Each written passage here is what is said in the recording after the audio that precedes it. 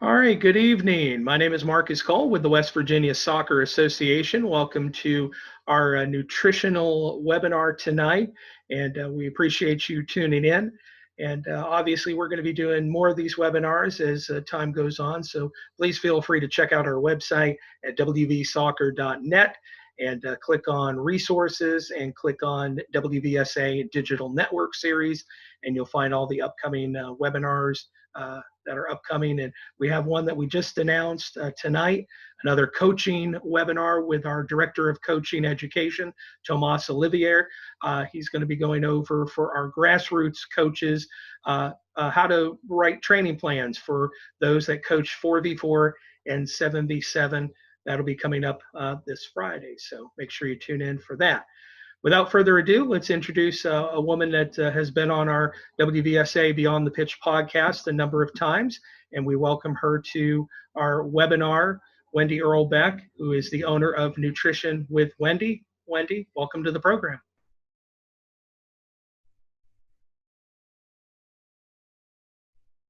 You're on mute. Hi, Marcus. There we go. Thank you so much for having me. I feel so blessed and grateful that you invited me on again, and I really am very appreciative of the opportunity to speak with your listeners and just be a part of the great organization that you people run. Fantastic. Well, thank you for being here. And those who follow us and know a lot about Wendi, Wendi is a registered dietitian. She's very opinionated, and we love that about you. And you just have a lot of great information, and Wendi's putting out a lot of great content through her social media channels as well as on her website, and a lot of stuff. And Wendi, before we kind of get into your presentation, I think one thing that our athletes should probably know, and I stress this to my kids, is that your nutrition can be your secret weapon to getting an edge on the competition. And I think it's an area that goes overlooked so much. I mean, I go to events, I go to trainings, and I see some of the stuff that some of the athletes are consuming, and I just kind of cringe a little bit and hear some of the stories of some of the players. But nutrition can be such a competitive advantage over everybody else. Amen. Well said. I don't need to add to that. I couldn't agree more. It's one of those things, controlling the controllables. Amen. Absolutely. And that's what we're here to truly talk about tonight. And I mean, this presentation, yes, is geared towards our young adolescent athletes, the coaches that work with them, and, the parents as well. We all eat food, so therefore this is beneficial for all of us. And of course, the pandemic that we find ourselves in at this time, unfortunately, it's really trying to navigate that uncharted territory that many of us have never been a part of. I speak with older adults, and they've never gone through a pandemic like this before. So I think it's more of an opportunity if we can take it and spin it in a positive way and say, hey, I can't control the weather. I can't control what's going on outside my house, but I can control the things I do. I can control the way that I spend my time, the things that I put in my body, within reason, of course, food access and security. And we'll get into all those things. But I'm really excited about this topic, and I'm writing a blog about it right now too. So I'm getting that in the final process of editing. So I'm excited to share that with everyone as well. Awesome. Well, we're excited to have you here, and let's get into it. All right, great. So I hope everybody can hear me okay. And again, Marcus will be sharing this presentation. So my goal is that we kind of, go through some of the highlights, and basically I'll deliver the information, and that hopefully there's a lot of great questions. So I love questions, and I love more time to be spent for everyone to ask their questions, and we can all learn and engage together in further dialogue. So my name is Wendi Irlbeck. Again, thank you so much for having me. I'm a registered dietitian nutritionist. I love nutrition. For those that follow me, they definitely know I love my platform. I love the opportunity to help people, to guide people, to navigate the science, to build people up and truly empower them to make good decisions within the context of their lifestyle. And one particular area is adolescent athletes. I am very passionate about our youth, and again, I'm just grateful for this opportunity. So let's go ahead and dig in. So I'm going to talk about the uncertainty and how important it is right now to have a routine and everything in between that. So if my presentation will work, there we go. All right. So just a little bit about my background, very briefly. I've done a lot with young athletes. I've done a lot with older adults. I've worked in corporate wellness. I've been a personal trainer. I've kind of been all over the place, and that's given me a slew of opportunities to really pivot and be flexible with my methods and how I work with people. So providing good nutritional guidance comes with listening to people and really building that rapport. So with my opportunities and my blessings to work in all facets of healthcare, I feel as though that's given me a good foundation to really provide that, individualized approach, and of course, given the science. But I'm very young, and I love the opportunity to learn more from other people. So if there's others that are on this podcast or WebEx that have, great experience too, I'd love to connect with you. So my contact information will be in the last slide. So please reach out to me. I love to learn and collaborate. All right. So one thing that I want to get into just very briefly, and that's something, a part of my platform here. I'm just going to move this down. I don't know if this is in the way for people, but eating versus fueling. Nutrition truly is a tool, and when it's used appropriately, it can be very, very effective, right? So if we think in terms of what we do with our home or our house and we're remodeling things, right? There's certain things that a screwdriver or a hammer would do that a vice grips couldn't. So nutrition is very effective in the sense that sometimes we need more carbohydrates, sometimes we need more fiber, sometimes we need greater protein. So everything, a tool, right, is always very useful. And we have multiple tools for our toolbox, but it's really important that we eat and train and fuel a specific way in order for that tool to be truly effective and worthwhile. So it's a tool for good health. It's used to treat, manage chronic acute illnesses, diseases. It can help you manage your body weight, illness, disease, especially right now with what we're facing. We know how important nutrition is now more than ever, and some of the foods that we're putting in our body can truly influence how we're feeling, our disease, and truly our longevity. So I just want to illustrate there's a difference between eating versus fueling. So when we talk about young athletes, they eat first for health. They have bones, tissues, they need good nutrition, just the basics, for proper maturation and growth and development for their bones, right? So they don't have stress fractures. And then you take it a step further and you have fueling. So fueling is the next level, right? That's fueling that physical activity in addition to that general nutrition. Generally, young athletes, young adults, they need anywhere from 2,400 to 3,000 calories per day, depending upon a slew of parameters and modalities. But the fact of the matter is that if we aren't eating our full meals consistently throughout the day, and that's based on the My Plate that I'll talk about, that is going to put us at risk for, not meeting our eating needs versus our fueling. So fueling is just an additional step further. So really enhancing athletic performance, recovery, decreasing risk of injury, right? Because the further that you push yourself from a physical standpoint, the bones, and again, if you haven't eaten sufficient calcium, that's going to put you at greater risk for stress fractures, and no athlete wants to be sidelined. So there's truly a difference, right? Eating versus fueling. So just really empowering athletes to really take that next step and say, hey, what I put in my body matters. It matters not just for my tissues and my bone health, but also for my athletic performance. So that's something that I've been really promoting. Nutrition is your secret weapon. I work with a lot of young soccer players and hockey athletes that, again, they're really, really good and very good at a young age, and they perform at a high level. So what are they going to do, right? Everybody's good when you get into college, but what are you going to do that's going to set you aside from your competition? It can make you good or it can make you great. And truly that choice is up to you. And I understand, again, when we get into some of the food security and food access things, that changes things. But for the most part, I've been blessed to work with a lot of great young athletes, and their parents are in a great financial state that they can support their training. They can support the trips to Canada. They can support, choosing high quality protein sources that may be a little bit more costly for others. So that's truly that opportunity to say, I want to make sure that I get in my breakfast. I want to have a high quality protein, a good fruit, vegetable, all those things. So I really get passionate about that because, again, the fundamentals have to be taken care of first. So if anyone has questions on that or anything else, again, I look forward to answering them during the Q&A. So here's more of the nuts and bolts of the presentation. So controlling your controllables. I had the opportunity to work with Melissa Gerharder at the United Dairy Industry of Michigan here, the Dairy Council, and Lindsay Tarpley's a phenomenal soccer player, and she does a lot with young women, and they talked a lot about controlling your controllables. And I'm like, I love that. That is fantastic. And that really stuck with me. So I've kind of really focused on that myself, and how I've really built my practice is, really teaching people, first and foremost, meeting them where they are and honoring that and saying, okay, what can we do with what we have, and what can we control in the situation? So again, the blog I'm writing too really goes into detail of this as well, and that will be available in the next few days. But first and foremost, one of the things we can control is our schedules right now.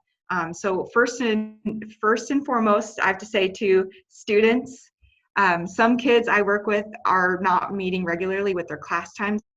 So they truly have their schedules are free for all. They just have training at the same time each day. So it's different for every individual. So that's why I say controlling what you can and starting each day with intent. So positive intent. What do I have to do today? What do I need to do today? What do I need to accomplish? What are those objectives? And this speaks to the parents too, or coaches that are on this for that matter. Right now, we are facing unprecedented times. And it's really, really important to either the night before or the morning of that day, think about 1 to 3 things that I absolutely have to accomplish today. And I know that seems really silly and redundant for some people because we've been doing the same thing every day, but that's the whole point, is that we're getting into this rut, and many of us are saying, well, it doesn't matter, I'll do it tomorrow, or it's okay if I just continue to put this off. And procrastination sets in, and then it creates more stress and anxiety because we're not accomplishing things. Also, we're humans that, we thrive on accomplishments and checking off things on a list, right? Most athletes do, most parents do, coaches, we're all very motivated intrinsically. So we have to have things, and we have to have expectations. So it's really important to be mindful of that. So writing those 1 to 3 things down each day and starting with intent of, I'm so grateful I get to do these things. What are the things I get to do? Why do I need to do them? Really knowing your why, really thinking about that and internalizing that, and taking a shower, getting dressed as if you were going into the office for the parents out there. Same thing with the kids, getting showered, getting dressed, brushing your teeth as if you're going to class. Because again, if we are dressed for success, we feel that we're likely to be more motivated. I know myself, I've had my fair share of days in my Nike workout gear and I'm just getting things done, but I find that I don't feel as great about what I'm doing because I haven't, showered. I haven't done my normal routine as what we were, previously doing. Granted, my office is in my home, but I'm also an instructor, so going to a class. So that schedule is really important for us as humans and as athletes. So just making sure that we stick to that. So just key there. So establishing a schedule too for waking up and, going to sleep at the same time, waking up at the same time, eating at the same time, hydrating. That's really important right now too, is setting up a meal schedule in which you're eating breakfast, lunch, and dinner, and some of those snacks around the same time. If not, at least one meal, dinner is always at 7 o'clock or it's always at 6 o'clock. Having that is really, really key. You have to have some sort of structure right now throughout the chaos because it's uncertainty, right? And it's a pandemic, and it's absolutely challenging right now. So a part of having that sanity and reducing that anxiety and feeling productive is establishing a very good schedule in which you have expectations and you have objectives. And then a caveat of that for the young athletes is a few experiences that I've worked with recently is some of my athletes are sleeping until 10, 11 o'clock in the morning, and this is creating some challenges, right? So if you're missing, several hours of the day that you used to have in which you were consuming fluids, you're eating breakfast, you're getting in protein, carbohydrates before that first training session, now you're not doing that. Now you're waking up late, you're not hydrated. In fact, you're really dehydrated. And then you're also not getting in, right, sufficient nutrients before that training session, or even just to start your day, right, for eating for general health. So that's why getting up earlier is important, having that schedule.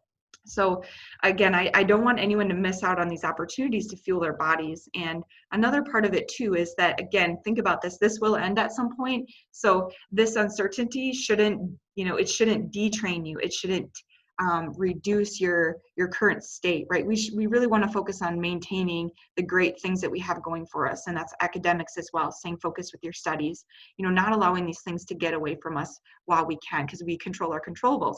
Nutrition, hydration, snack time, sleep, all those things are controllables. We just have to make a conscious effort.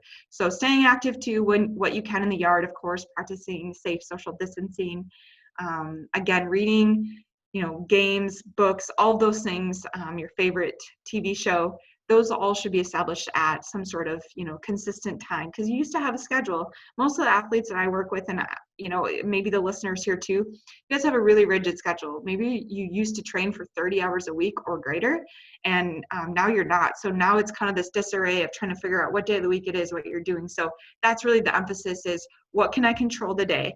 I can control the way I spend my time, and I'm going to make sure that I do that at a high level. Again, right, we're not being insensitive to the situation of what's going on, but we have to be optimistic, and we have something to look forward to. And eventually we will get back to work, we will get back to our games, we will get back to play. But right now it's just really getting involved with your cohort, call your coach, keep in touch with people, set up calls virtually. That's really important. So we need to stay involved. Another thing here too is just establishing, again, with the meal patterns. I do not want anyone cutting out meals or significantly reducing their intake because they're concerned about their training or just all these parameters that they used to have in place. Some athletes, in fact, a lot of athletes actually are competing more in their home. They're doing more training. They're doing more physical activity. They're doing more walking. So they may need to ramp up their carbohydrates and their protein. So we'll talk about that more. I want to be mindful of time. Great, we're doing well. So, all right. So this is a photo I took. And on the left here, we have veggies, protein, some fruit, carbohydrates. There's not a whole grain on here. So I want to talk about this, but there is a great amount of protein, right? We have the hard-boiled egg, we have the Greek yogurt, we have some chia seeds, there's a little bit of additional fruit in there. So again, fruit, yes, it's a fruit. We have our veggie, right? If we're referring to my plate, we want to have a whole grain with it too. But keep in mind, whole grains are carbohydrate, and so are fruits though too, right? So we can get more fiber, more nutrients often from our fruits and those starchy vegetables than we can bread. So if you're somebody, a parent out there, I'm speaking to you right now too, we really need to eat to support our goals, eat and fuel according to what our needs are. So if you have a day that you're less active, and an athlete too, or a coach, you're training less, maybe we reduce the whole grain just a little bit. We don't cut it out in this instance, but this could be a meal or a snack for some people, again, depending upon your goals. But the thing is that it's going to look differently for everybody, but your plate should support your goals. So whatever your health goals are, your plate should reflect that. Body composition, we're going to get into the USOC's plate too. It's very aesthetically pleasing for athletes, but it reflects that. So this is I would say a great snack. If we did the macronutrient analysis on this though, it would offer, about 20 grams of protein because we have the Greek yogurt in there too. And then we have our veggies and our fruits, right? And carbohydrate essentially. Bananas are higher in carbs, but again, yes, it's a fruit. So this is where nutrition can get confusing for some people. But I always like to say that, again, we can do a whole grain, right? A whole grain at, 3 meals per day if you're an adolescent athlete. And again, if for an adult, it might change. So there's plenty of people out there that achieve their carbohydrate needs through more fruits and more vegetables. And if that's you, that's fantastic. You don't need to consume excess whole grains in order to reach your fiber or your nutrient goals, right? So I just wanted to talk about this plate. So if you have more questions, which I hope you do, that would be great. But again, we want to make the plate colorful. We want to have a wide range of nutrients. We want to vary our intake. And this is really good because, again, it has some vegetables. We know they're hydrating too. They offer micronutrients, our eggs, our protein. They also offer choline, which is essential for neurotransmitter production. So our cognitive benefits there as well, being more focused. And then we have a banana. So we're getting in some carbohydrates, some protein, some hydration, some micronutrients. So it's really great for maintaining energy levels throughout the day, because that's the biggest thing is most people, right? You'll see some of the declines take place in the athletic performance if we don't have consistent energy intake, right? And energy is our fats, carbohydrates, and proteins. So we don't get our energy from caffeine or from synthetic things like energy drinks. We get them from consuming real foods, and that's in the form of fats, carbohydrates, and proteins. So again, our plate should reflect our goals. Whatever training cycle you're in, if it's preseason, in season, or off season, your plate should reflect that again. And if you have more questions, I offer many services, and we can work with you to ensure that you're eating the correct things to meet your needs. Hey, Wendi. Yes. We do have a question from Courtney. She was asking about fruits. She asked, which fruits tend to be higher level of carbs? Yeah, that's a fantastic question. Thank you for asking that, Courtney.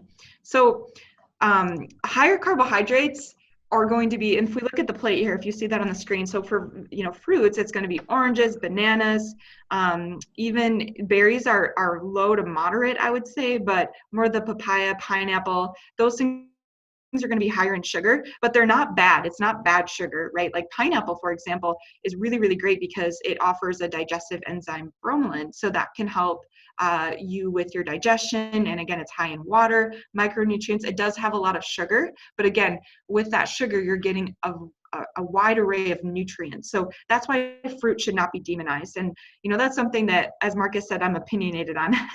I get pretty excited about that because fruit is something that you shouldn't ever cut out. Fruit is essential. It offers so many micronutrients and antioxidants and fiber, and it's a high water content. And honestly, most people, well, I wouldn't say most people, there's a lot of research to support this, that those that consume 2 to 3 servings of fruits per day, including even bananas, are great at managing their weight because, again, we have fiber, it fills us up, there's a greater enhancement with satiety, and our brain, and I point to my brain because I do this with my kids, it recognizes when you're getting great nutrition with the foods you're eating. So the sugar from a banana versus the sugar from a Reese's peanut butter cup, it's going to be totally different, right? It's still sugar, but with the sugar from the banana, you're actually getting nutrition with it. So your brain recognizes that versus with the Reese's, it's going to kind of create a cascade of events.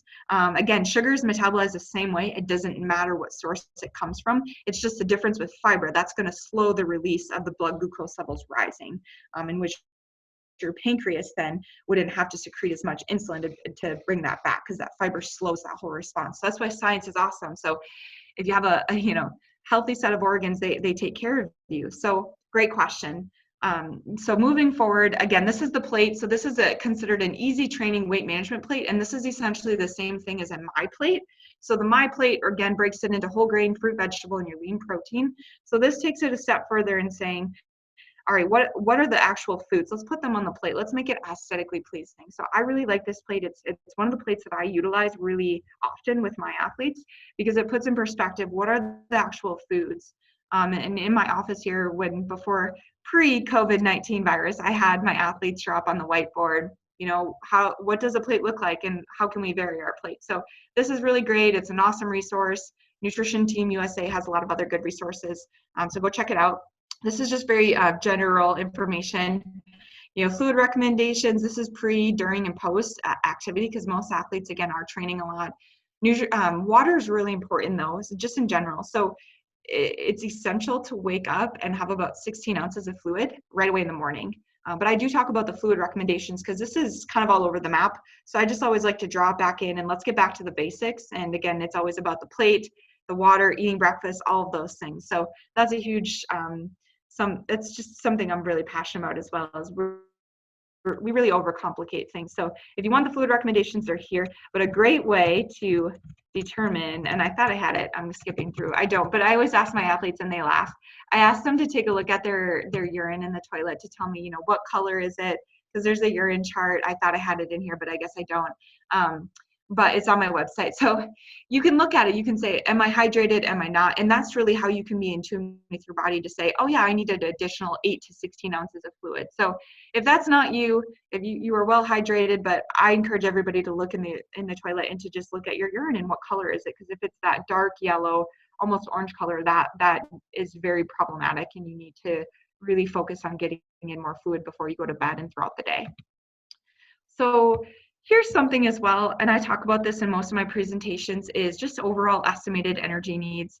Most people are shocked, and again, adults too, this is for more of our kids, but as an adult too, it changes depending upon your activity. So that's something that is really great to work with a registered dietitian on, is they can calculate out your actual energy needs based on your age, your weight, your height, your physical activity. All of those things come into play when calculating those numbers out, and it's very individualized. But generally for kids, I have some of my athletes tracking their nutrition, but most of them, they truly don't need to know calories. They just need to understand that I need to eat according to that plate 3 to 4 times per day with good quality snacks in between. But this just gives you perspective of caloric needs according to the Institute of Medicine. So here is a 2,200 calorie plan. So, most young females will fall into this category, especially if you're a soccer player, right? You spend a lot of calories in training and on the field, depending upon what position you're in. This is just very generic. It's a 2,200 calorie plan, but it basically covers, the essentials. And I have granola bar in there because most kids these days, that's what they do. And again, we talk more in depth when you, typically when I work with my athletes, we talk more about protein bars and focusing more on if you're going to do a snack bar, it's got to offer you at least whole grain and needs to offer some protein. So just want to point that out. But first and foremost, breakfast always. This is a really generic meal plan essentially for a day because, again, everybody has different needs. So this isn't to say this is the best. What's important to note is just, again, looking at the foods and the macronutrients of, do I have my fruit? Do I have my protein? Do I have my veggie? Am I getting in dairy, right? Dairy is really important, especially for young athletes that are growing and developing those tissues. We need calcium, we need vitamin D. We need to have sufficient amounts in our diet because vitamin D helps us absorb that calcium in the bone. So starting off the day with some overnight oats, you could do a whole grain bagel with an egg. You can really do anything, but ensuring that you're grabbing something out the door because breakfast is a non-negotiable when you're a young, growing, and developing athlete. You need that fuel in the tank right away. You need to start your day off with energy, and you need to be focused and alert for what you're doing. And many of the kids that are learning at home right now, I'm sure parents are getting into the habit of eating with their children. If you're not doing that, I encourage you to do that. That's a really great way to start your day off on a positive note. Get some great family time together and just be grateful for the opportunity right now. Again, it's controlling our controllables that we get to eat breakfast together. We can start the day off on the right foot. But again, this meal just kind of illustrates the importance of fats, carbs, and proteins, a good balance. And if you are doing practice or some sort of training, a couple hundred calories is a great way to get in some pre-workout fuel. And again, I'm going to provide this slide deck with Marcus. So I believe there's a few slides. Actually, no, they're on my website, but I talk about, a lot of great options for snacks, pre-workout and post-workout. That's like a whole nother 2-hour webinar. I have so many questions, but keep in mind, again, there's no magic meal. It's really about consistency and making sure that you're getting the basics. So having a balance is key. So again, this is about 2,200 calories. So weight maintenance, right? If there were weight gain, we would really, amp up some of the calories. Maybe we do more hummus, more avocado, more nut butter, chocolate milk, things like that. Chocolate milk is a great recovery beverage too, which we know.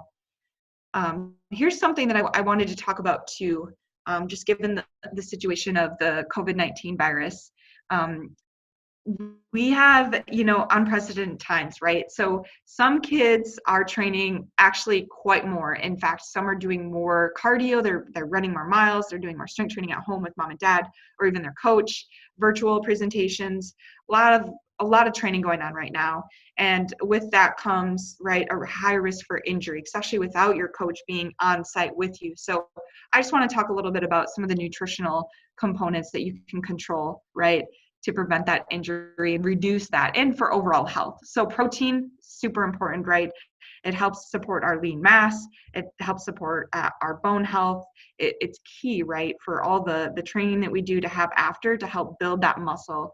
Muscle protein synthesis, again, is illustrated or is stimulated by those high leucine foods that often come from dairy, fish, tofu, beans, eggs. All of those things are really great sources of high quality protein. You want to make sure that you have it. You want to spread out your protein throughout the day. And each person has individualized needs, but if you are ramping up your training, you're doing more strength training, and even endurance athletes would benefit from more protein. Okay. Fruits and vegetables, very important. Of course, I talked about having fiber, antioxidants, vitamin C, and we know too that helps reduce any inflammation because we have obviously a healthy response physiologically is exercise-induced inflammation. So in order to combat that and reduce it so we can decrease our injury as well as our pain and our onset muscle syndrome, which is soreness, our DOMS, we can increase our fruit and vegetable intake around our training sessions. I would discourage you to use supplements because again, we know those high dose vitamin C supplements actually don't allow that normal physiological response to take place. So there's some great papers and journals on that. So if you're interested in that information, please let me know. I'm happy to share it with you. But zinc, that one is so great. I think it's so cool how we can consume, a lot of zinc-rich foods, and if you take a multivitamin, it's also found in that, but that can also help heal, repair any wounds. So if you're scraping yourself on those plyo box jumps or anything else within your driveway, doing lunges and things like that, ramp up your zinc intake, and that can be really helpful. And of course, zinc is rich in fish, meat, seeds, nuts, whole grains, omega-3 fatty acids. Really, really great research to support their benefits as well. But it's important that if you're not consuming a lot of fish, maybe looking into a DHA supplement, but it helps support, healthy metabolism. Also, it decreases risk of inflammation and overall inflammation. And you can find this in chia, flax, walnuts. You can put this in your smoothies and your yogurt bowls. You can get really, really creative. And then, of course, we talked about vitamin D and calcium, essential for strong bones. Of course, D helps absorb the big C, if that helps you remember it. But if you're consuming at least three servings of dairy per day, you're likely getting in sufficient calcium. It's the vitamin D that's the challenge. And that's found in sardines, salmon, eggs, and very minimal amounts of mushrooms. But vitamin D is really key. And it's really important that you really focus on getting in sufficient calcium and vitamin D. I can't stress that enough, especially for soccer players, that it's a high-risk sport, right? And stress fractures are all over the place. So if you don't want to be sidelined, make sure that you consume some milk or some string cheese, cottage cheese, Greek yogurt's really great. So eating for general health and injury prevention, again, that's a great way to motivate yourself to want to eat the good things, right? And if we're putting good things in our body, typically a byproduct of that is we'll consume less of the bad things, right? All right, so just very briefly on meal size and frequency, as I reiterate, not cutting out meals and making sure that you're really diligent about the foods that you're putting in your body right now. If you are training more, you need to eat more, right? Your nutrition should truly reflect that. You should have more protein, more carbohydrates, maybe even increasing your fats or decreasing your fats. Again, we know that carbohydrates are a high energy source. They help produce ATP, which helps drive muscle contraction, and that's key for not only muscle but brain function as well, but overall calories. So if you're able to get in, grapes, banana, some string cheese, yogurt, and you're kind of snacking on these things throughout the day and that's working well for you, awesome. But make sure you have those main meals as well. Again, growth, development, and maturation are always priority number one. So that's key. Okay. All right. So then I have we're winding down on time. I have a few recipes that I put in here as well. These are available on my website. Blueberry blast protein shake. It's really yummy.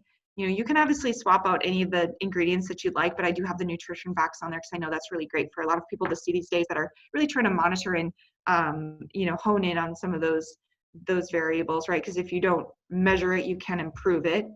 As an adult, adolescent athletes are a little bit different. So a few of these, they offer, good protein, carbohydrates.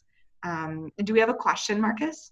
No, well, actually, I just had a little thing to input there, going back to your previous slide of the blueberry blast protein shake. And it was a tip that you gave me, and I wish I would have found out about this a number of years ago. I see where you have a cup of spinach in there, and I was always one that was trying to get my kids, I would try to sneak stuff in to some of the smoothies that they would have. And unfortunately, when you deal with spinach, it turns the protein drink into green. But you said put blueberries in there and it masks the idea of having the green in there, which I thought was a wonderful idea. And I think it's a wonderful tip. Oh, I love that. Yeah, I mean, I'm weird, and my boyfriend can attest to this. I love spinach. I could eat it in everything, but not everybody loves spinach.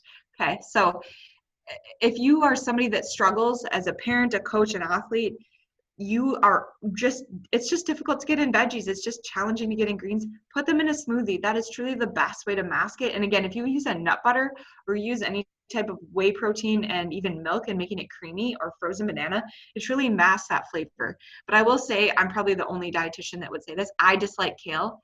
I think it's the most disgusting thing in the whole wide world. It's very, unless it's prepared and sauteed a good way, but I don't like it in smoothies. So if you're like me and you find that it's a little bit earthy or it has this grassy taste, you can add in other fruits that can really mask that. Really high citrus fruits can also help. And then maybe even adding additional Greek yogurt, that can be a good way as well. But I'm with you. So it's finding things that work well for you and swapping out, your likes and dislikes, but don't hate on the greens. They're really great for you. We need that fiber. We need those antioxidants. Here's another one. This one's a little bit higher calorie, as you can see here, higher protein, higher carbohydrate, but really, really great nonetheless, because again, it's offering a lot of great nutrients. And you're getting honey and spinach and banana, oats. That was something we did at the University of Florida. It's called a Chunky Monkey, but it was a very high calorie, high protein shake. It was great for weight gain. Chocolate milk, there was like 2 cups of it, and then a ton of peanut butter. Again, these guys were training at a very high level for many hours throughout the day, and it was just challenging for them to keep on weight. So there's a lot of young athletes like that too. So don't fear those calories. You need those calories. They're good. And then here's overnight oats. I think this is really helpful. It doesn't matter, again, if you're a coach, a young athlete, whoever. Overnight oats are a great time saver, especially now. You can make a big batch. Here's the recipe. You can add whatever you'd like. There's fruits, nuts, seeds, but putting it in a giant bowl, mixing all these ingredients together, and then, portioning it out into mason jars. That can be a great way to, really beef up the breakfast game and have something on the go if you are, still in a time crunch, if you will. And then here's a smoothie for weight gain, a couple of them, as I talked about the Chunky Monkey one. And then, of course, one of my favorite quotes here, share this with you. It's your secret weapon, truly. It can make you good or it can make you great, and that's truly up to you. So again, controlling your controllables. Nutrition is a controllable. How you spend your time, that's a controllable. All those modalities are things that you can take initiative in and say, you know what, too? Some days we fall short. Some days we fall off the wagon. Some days we just flat out don't make it, and we don't do anything that we had set positive intent towards. But if we're being cognizant of those things, we're making that effort and we're getting one step closer. Looks like we have a question. Yeah, we got a question from Kim. Do you have any tips for nut allergies? Would sunflower seed butter be an alternative? Yes, absolutely. Sun butter is really, really good. Trader Joe's has a phenomenal one. If you have an allergy or a sensitivity, I always encourage you, of course, to really explore that and what you can do within your diet. But sun butter is really great. Cashew butter, you can do almond butter, making sure that, again, you always want to try and reach for whole foods first. So there are a lot of nut butters out there that are not just nuts, is what I'm saying. They have all these additional additives. So we want to make sure that it's 100% cashews or almonds or sunflower seeds, whatever the case may be. I see, Stephen, yes, this deck is something that will be shared with you, and then it's also available on my website as well. Yeah, he had a question of, are these shakes available on her website? Yes, we will make sure to post them too as well so that you'll have access to them. Yeah, I see. Great. And then I also, so just going through, as a registered dietitian and sports nutritionist, I work with not just athletes, but general health and wellness. I work with quite a few clients in California, across the Midwest, Minnesota, Wisconsin, on weight loss, on weight management, just creating a healthy diet. So my platform, yes, I love adolescent athletes, but I also love the general population too. I love helping people just feel empowered and, planning out meals and working on their specific goals. And nothing excites me more than that. And my slides are freezing here. Just a second. Oh, and then I wanted to make sure I had my contact slide up here as well. And I make sure. Great. So here's my contact slide. So thank you so much. This is me wrapping it up. I have some resources for content on the last few pages here too, as well, like reaching out to the Academy of Nutrition and Dietetics. They have a dietetic practice group called SCAN. They have a lot of great sports nutrition resources. CPSDA is awesome. Eatright.org. A slew of resources available out there. So that's one of the great things about nutrition, is there's always resources, there's always information overload, but it's truly looking at what's credible and what's practical, implementing what works well for you. So thank you so much for having me. This is my contact information. Feel free to follow me on social media, tweet at me, ask any questions you have. I'm always eager to have a great conversation about, something that's conflicting within our literature. I just truly love nutrition and I love helping people. And, we really need to make sure our voices are heard. You consumers that are listening and attending, it's really important that your questions are answered, right? Because your health matters. So I'm just here to support you. And I'm so grateful for this opportunity. And if anybody has a question, they can certainly hit the chat button or hit the Q&A button, and Wendi would be more than happy to answer them for you. One thing I want to, two things actually that I want to talk about. First one is, tell us, and I know this is sort of a pet peeve of yours, tell us the difference between a registered dietitian and a nutritionist. Oh, I love this. Now I feel like I should have included a slide on that because I had it, but then I took it out and I was like, no, it's fine. Oh, that's great. I'm glad you asked that. So the difference, without laying out all of the bullet points of it, because there's quite a few, is that everyone can be a nutritionist, but not everybody can be a registered dietitian nutritionist. So the difference is that Marcus, you could be a nutritionist. Nutritionists don't have to undergo any formal education, no training. Registered dietitian nutritionist or registered dietitian, the academy has allowed us to call ourselves what we would like, just to try and clear up the confusion. But we have to go through 1,200 hours at a minimum, supervised hours of practice in a clinical setting, a food service, multiple other things that are very painful. It's a 12-month or a 10-month internship, but it's very daunting. It's kind of like a fast-paced residency. You go through that training, you sit for a national board registration examination. After completing that, in addition to all the prereqs, which is completing your bachelor's degree in dietetics and then also a master's level degree, which was required, I believe, in the last few years. But you have to go through all these requirements. Essentially, you go through about totally 8 years worth of nutritional training, and you then sit for an exam that is very, very hard. And then once you accomplish that, you pass, you are now a registered dietitian, and then you have to maintain 75 continuing education credits every 5 years. So that may not seem like a lot, but it actually is, because many are not. You have to first and foremost pay for them. It's a lot of reading. It's a lot of keeping up with the literature. I know physicians have way more, but there's truly a significant difference in that. Dietitians are the nutrition experts. So if you go to a nutritionist, somebody who has read a few books and, maybe they read, I don't know, Goop, and that's one of my least favorite ones, by the way. There's several, but they'll say, oh, well, bell peppers cause inflammation.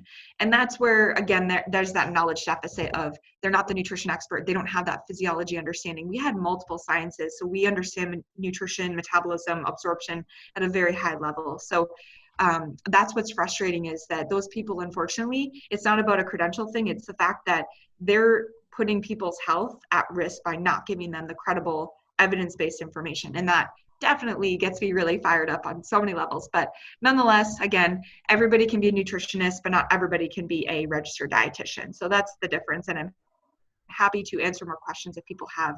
Yeah, go ahead and hit the chat button or hit the Q&A button if you got a question for Wendi.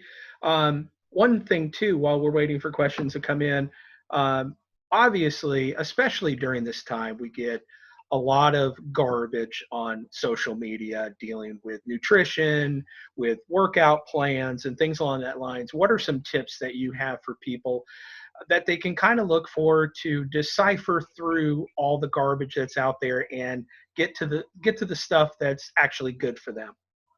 Yeah, that's a really great question, Marcus. It's like double.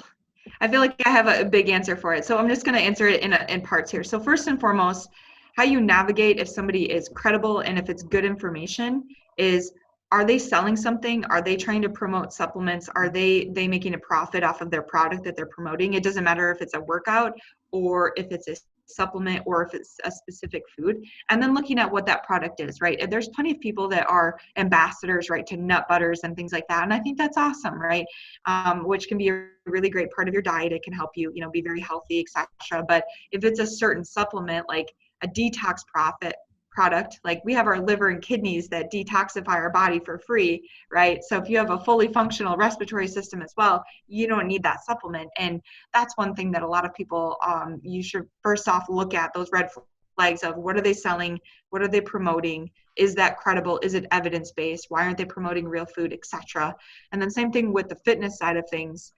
There's a lot of really tremendous workouts being shared right now, but you have to keep in mind that some of these workouts are for, level 4, 5, and 6 type of people, like CrossFit. I'm not going to pick on them, but again, we need people to have periodization in fitness. You can't start somebody who barely walks around the block to now they're going to do squats, deadlifts, snatches, all these things. There has to be that appropriate progression, right? So you have to understand, like, okay, what level am I at? Who's relatable to me? What are the platforms that I can follow that can give me workouts or tips and tools that are specific to me and my lifestyle, and that honestly are sustainable. There's nothing worse than a program that's cookie cutter and really rigid and restrictive.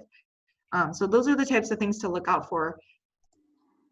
And also one of the things, I mean, I like to, we've had obviously you on our podcast, you now on our webinar. We've had somebody like Erica Suter for certified strength and conditioning coach on our podcast a number of times and on our webinar. Obviously, I've gone through the painstaking process of following both of you for a while and analyzing exactly what you do before I would allow you to come on these programs. So obviously, you know, Wendy's a great follow. Erica's a great follow. A lot of the people that we have on our program are also great follows, and you know, just to kind of help people out a little bit. We do have a question with summer coming up. I find this kind of funny. Any tips on trying to lose that Christmas or holiday weight or social distancing weight? Would you be fine with just a calorie deficit, or should you be eating more fruits and veggies and protein? Yeah, great question. I love that question. So Christmas was quite a while ago. All those holidays were. So yeah, some people are probably still experiencing some of those unfortunate, you know, increases in the scale and probably feeling a little bit tired because we've been stuck inside, all of those unfortunate things. But yeah, creating a calorie deficit that's sustainable, right? Cutting back maybe 250 to 300 calories. Some people are comfortable doing 500 calories. It really depends. Again, I'm not a rigid dietitian with my programs that I do with some of these people that may come to me and have that situation. It's more of a sustainability thing and saying, okay, what days, let's lay it out in the week. When are you most active? When do you want to be most active? Those are the days that we're going to eat more calories and then on the days when you're less active, we're going to foster a calorie deficit, right? So you're less active, you don't need as many calories. If you're sitting on the couch or you're sedentary, whatever you're doing, you can get away with reducing, right, 250 calories per day and equivalent to about 3,500 calories. So it really comes down to CICO, right? Calories in, calories out. At some point, we have to have that energy deficit or an energy surplus if we're trying to, you know, gain weight or lose weight. So however you create that by the end of the week, that's truly what matters. So some people think like, well, I need to go and cut calories every day. That's not true. You can cycle your calories. And again, that's the difference between working with a dietitian versus a nutritionist. Some of the nutritionists out there, I'm not picking on them, but influencers might say, well, yeah, you need to eat 1,200 calories per day. I think that's absurd. That's starving people. That's not sustainable. That's not helping them learn how to eat and fuel their body. So I just like that on so many levels. But just teaching people, again, we eat for health. And then if we're more active, right, we need to support that activity. So again, a great way, and there's a slew of research to support higher protein diets, eating more fruits and vegetables. Like the Mediterranean diet is great. The DASH diet, super wonderful for losing weight and maintaining weight, and just general health has been voted one of the best diets the last 5 years. So that's my go-to. What I would say. All right, we've got another question. Is it okay to have a cheat snack once a day or so? Yeah, so I don't really call cheats. I don't call cheat meals. I just don't label cheating on anything, right? You cheat at a board game, or you cheat on a test if you're a student. Hopefully you don't, but yeah, so it's not cheating, right? We need to honor our bodies, and we need to look at it like food. Okay, so this is a food, right? If it's a cheat food, if you would call it that. It's a Reese's peanut butter cup. Well, it's a suboptimal food. It's one Reese's peanut butter cup. Is it going to destroy and make me unhealthy and have all these diseases and ailments? No. But if I restrict myself, maybe, because maybe I might binge on it. So I would say for people, if you're feeling, you know, cravings, if you're getting these desires to have cheat foods, you're too restrictive. And I'm going to say that again, you're too restrictive. You need to eat more food, more high quality food, right? Not less, but just more nutritional dense food. So viewing those foods as, what is this going to provide me? right? It's an apple with nut butter. Is that nut butter high in calories? Yeah, sure, but it offers a lot of healthy fats. It's also going to create satiety, and it's going to keep me healthy. So viewing food that way and not being restrictive with it, because that's when people get ridiculous cravings, right? So we don't have to cheat, right? We shouldn't be cheating, right? It's our nutrition, it's our health. So if you have more questions on that, please reach out to me because I'm very passionate about that as well. Here's another question. What would you say to someone that has a couple of off days nutritionally? Yep. You want to read it out? Read that? Yeah, Mark? yeah. Perhaps the wheels come off. I've been there, and you eat too much ice cream. Sometimes I get discouraged to get back in training after a few days of bad meal choices. Yeah. Well, first and foremost, I want to say ice cream's awesome, and you're human, and that's okay. And Honoring. you just put together a ice cream recipe recently, didn't you? Yes. Yeah, I love it. I'm trying to get creative with adding more fat because some of the crystals when you put it in the freezer, but I'll share more on that later. But yeah, it's really yummy. Quest protein is good. But so to that person, the question went away, but let me click back to it, make sure I answer it fully. So again, it's okay to feel off. It's okay to feel like, oh, I overindulged. But again, it's just getting back to consistent meals, consistent fluids, hydrating. All of those things are really important, and sleeping enough. Don't get discouraged. Like, give yourself, like, dust off and pick up. It's okay. Like, you can keep moving forward. Again, you're going to continue to eat the rest of your life. So you're not a failure, right? You didn't do something horrible. It's just really important that you approach it in the mindset of, you know what, yesterday I overindulged, and that's okay. Today, I'm going to utilize those additional calories for this phenomenal workout because I get to move my body, because I love my body enough that I'm going to honor it and I'm going to train. And you know what? If I feel like having ice cream again, I'm going to really think about that and evaluate that according to my goals, right? Because I always talk about our plate and what we're eating should reflect our goals. So if that ice cream, and again, all foods fit within reason, but if you want to be mindful of, okay, I probably shouldn't be having, excess ice cream every day, but there are plenty of clients. And I remember working with a client in St. Louis Park, Minnesota. I'll never forget it. She had a half a cup of ice cream every single day after dinner. She was phenomenal. She's very brave. She was strong. She was overcoming an eating disorder and the worst way possible. And I just love it because she got in control of her life again, and she was eating according to her needs. And every single day after dinner, to prevent cravings and binges and all these things, a half a cup of ice cream, and like the good ice cream too, not this overly processed garbage, but just high quality, like good protein, because good ice cream actually can offer protein, right? It can offer calcium and vitamin D. So just want to throw that out there. All right, we got another question. You mentioned sleeping in until later in the day. If I'm intermittent fasting, does it matter if I'm waking up a little before my eating window? Okay. So I know that we have young athletes, coaches, and adults. It's a wide range of people. So I want to make sure context is key here. If you're a young adolescent athlete, please do not intermittent fast. Okay, I had to say that. If you're an adult, though, yes, there's a lot of great research to support time-restricted eating and IF, and it does matter. It does work. So if you're doing it correctly, making sure you're getting in enough nutrients, right? But if you're waking up a little before your eating window, that's fine. But just keep in mind, again, we have a circadian clock that controls when we secrete melatonin, when we're hungry, right? We have our hunger hormones, ghrelin and leptin. So those things are released according to like sunset, sunrise. So if you're sleeping in super late, and you're having some of these meals later on in the day, that's going to just disrupt your sleep. So if I was you, I might want to revisit that. There's a lot to be said about the 11 to 7. So hopefully you're not sleeping in too late, like 10 o'clock, because again, your days are limited, right? Once we, end a day, we never get to live it again. So don't sleep your days away. But if you're sleeping until noon and then your meals are getting pushed back later, I would say that likely would disrupt your sleep. So I would encourage you to wake up a little bit earlier, but that shouldn't really matter. But again, I'm not an expert. I'm not a doctor, but I would just think about the schedule, think about the routine, and it's just not healthy for us to eat big meals late at night. So thinking about front loading your calories, and that's something that Tom Holland, he's a really great guy. So someone that's credible in addition to Erica is Tom Holland. He's a great guy.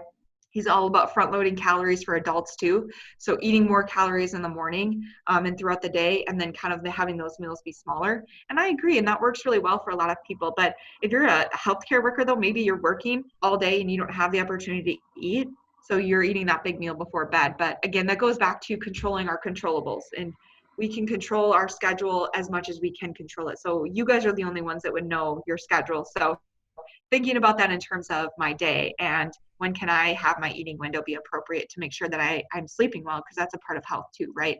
Another question. Let's see. Why would intermittent fasting be harmful for teens? Right, so that goes back to slide 7, slide 8 in my presentation, because teens need a lot of calories, right? They need a lot of great nutrition, and there's no need for them to be fasting because they're growing and developing right now, right? They're growing their bones, their tissues, their brains, their whole skeletal system, their musculoskeletal system. And when it's actually, there's research, it's a Mahoney et al. 2005 study. I've read it many times to promote breakfast because it's important for many reasons of calories missed at breakfast are often not made up throughout the day, and not just calories, but nutrients. The nutrients that these young children are missing at breakfast and then even lunch are not made up throughout the day. And if you're an athlete too, you have additional stress on your bones and your tissues.